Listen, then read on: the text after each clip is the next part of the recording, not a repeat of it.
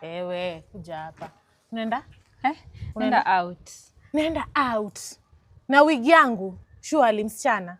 Basi nitakurudishia. Na hadi handbag yangu. Hata hujaniomba.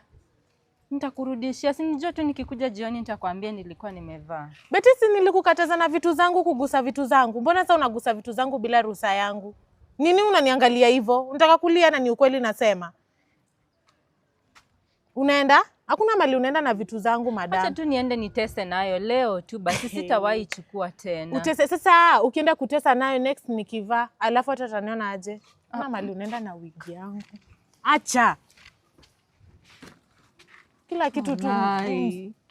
Chai ni kuachia utaenda kusikiza mangoma huko. Ama niacha niende nazo. Toa hadi viatu madam.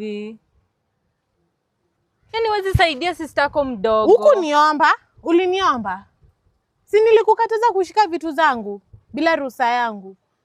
And by the way you look smart, imagine. Si lazima hata uvae wig. You're very beautiful.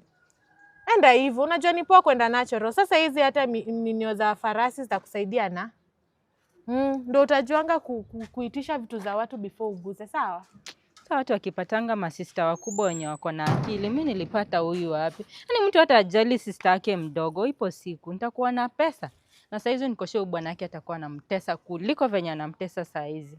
Hata niambie nimsaidie kulea watoto wake wenye anazaa wengi kama panya. Hata